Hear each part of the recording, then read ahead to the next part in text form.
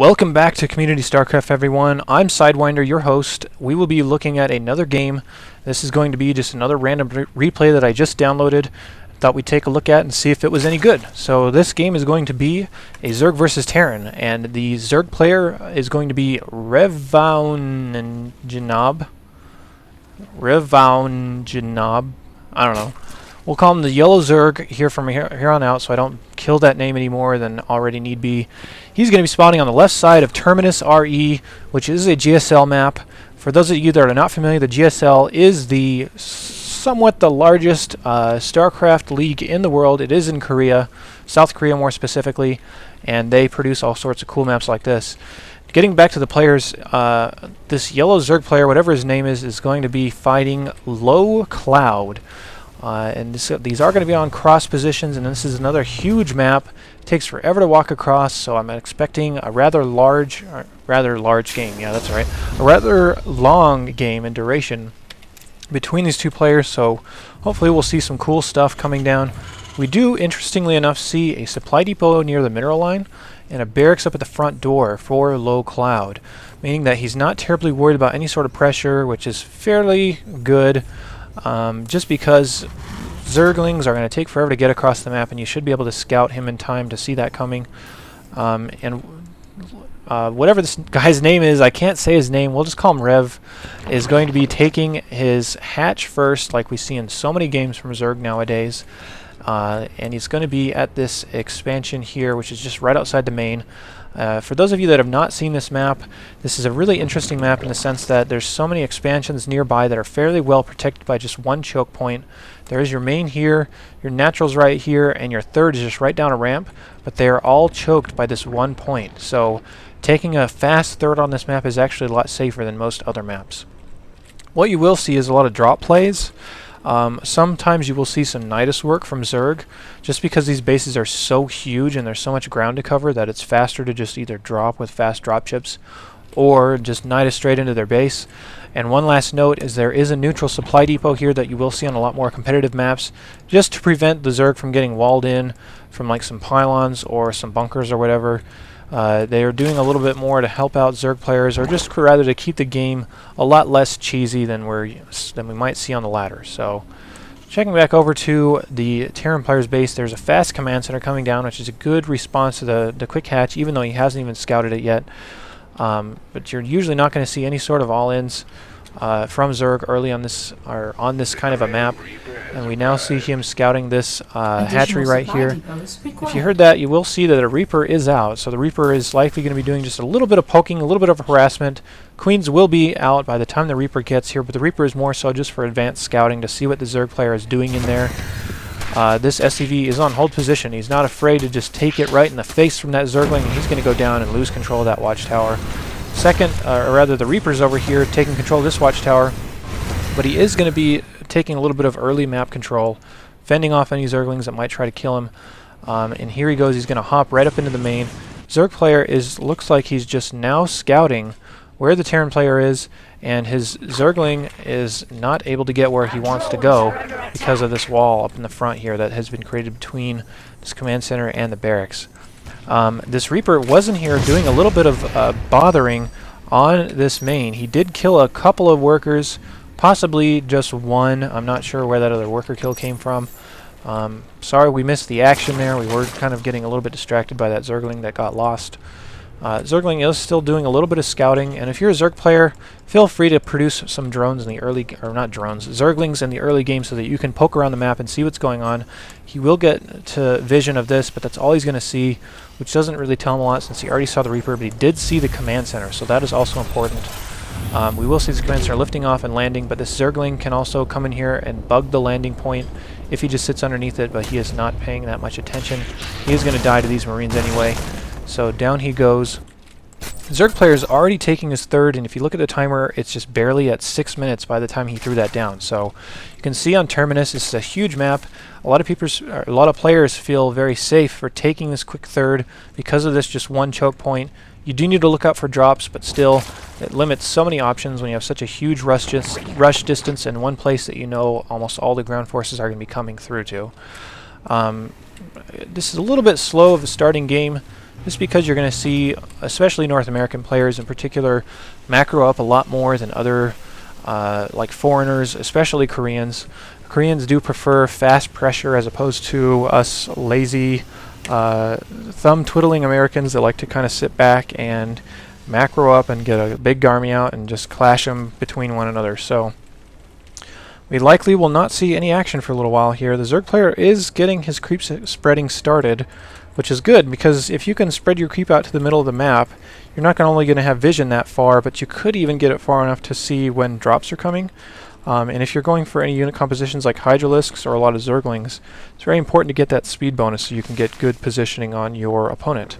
We do see Lair Tech is now finishing up. Checking a look at the income tab, the Zerg player is killing the Terran player, 55 to 33 in workers right now. The Terran player is kind of keeping pace only because of those mules, so the mules are very useful. We are seeing a small Marine force moving out. He did see that relatively fast medevac. It's taking up pretty quickly behind this.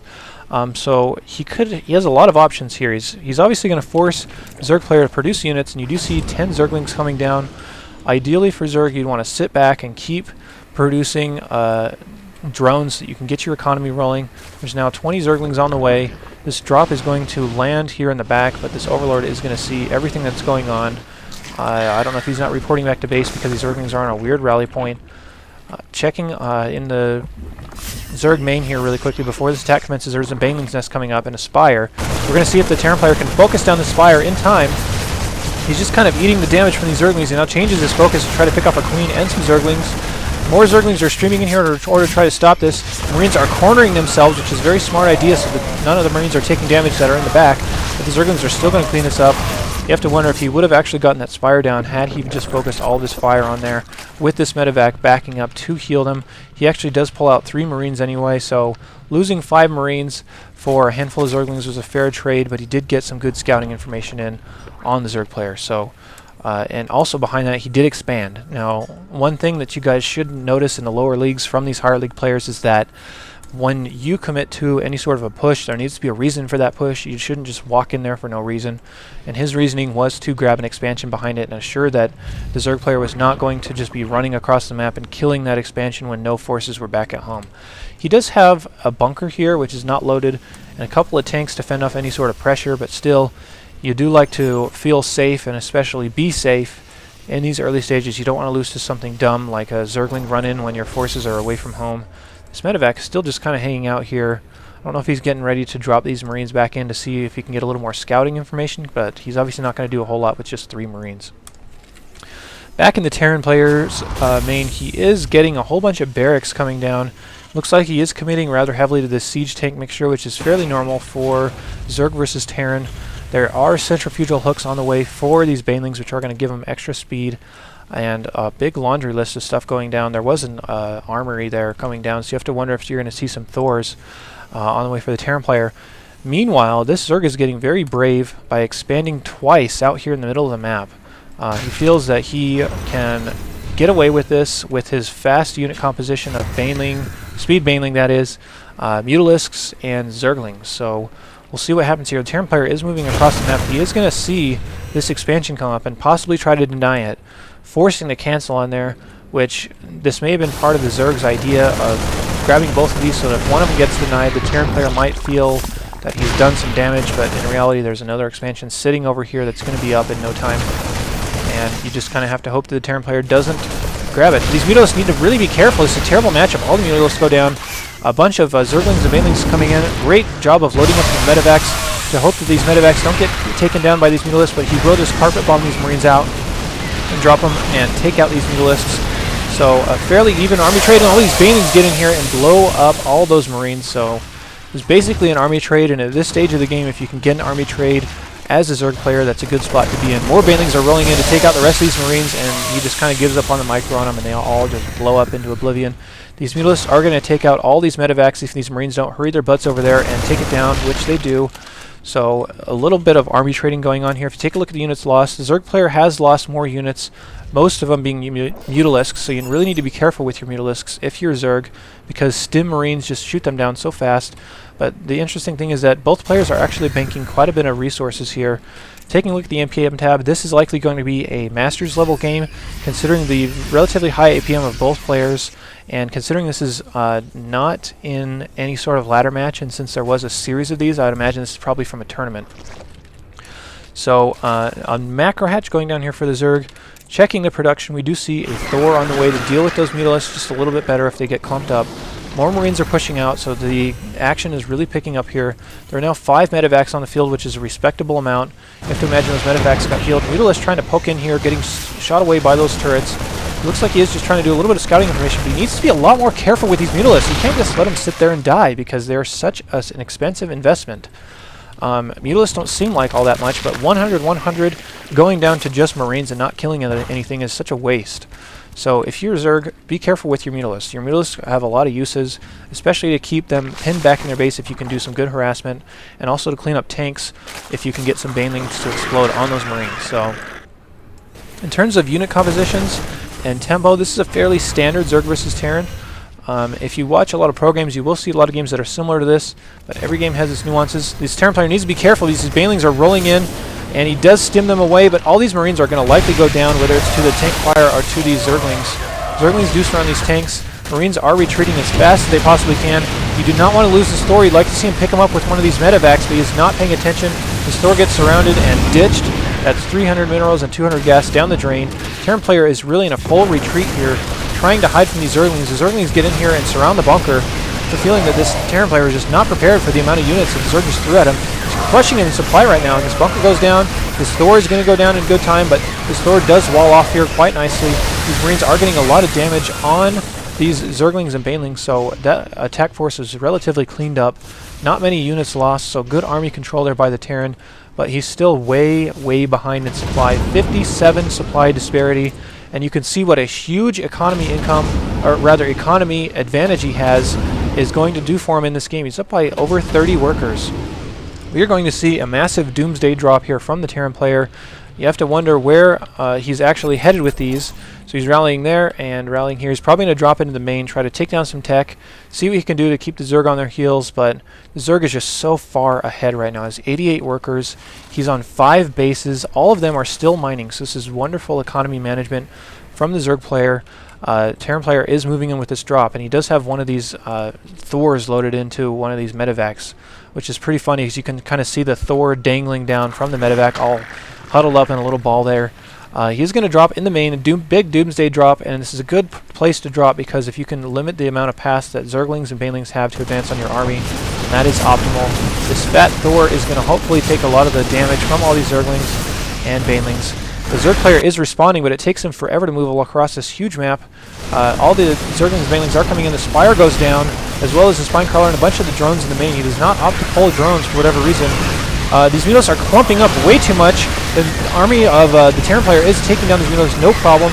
All these Banelings are likely going to clean this up unless he loads them the medevacs, which he does, but he still loses a big ball of dead Marines right there. Harvesters still show the Zerg way ahead, so the Terran player needs to be getting like 2 and 3 times the amount of efficiency out of his units that you'd normally expect in order for him to get back into this game. 13 more drones in production. And we have seen this many, many times where you will go over that 85 threshold. Sometimes it can be good, but a lot of times it's bad. The Zerg player needs to be really careful about his harvester count right now. His economy is exploding, but he can't spend his money fast enough. We are seeing another engagement come in here. These Zerglings are going to be deflected. There are Marauders on the field that kind of take some damage from these Banelings if you can help it, but this army gets erased, and there is basically nothing left. These Mutalisks are going to try to take out these medevacs as the Marines do get carpet bombed, so fairly good micro here from LoWClouD in order to try to fend this off. He's actually going to hold.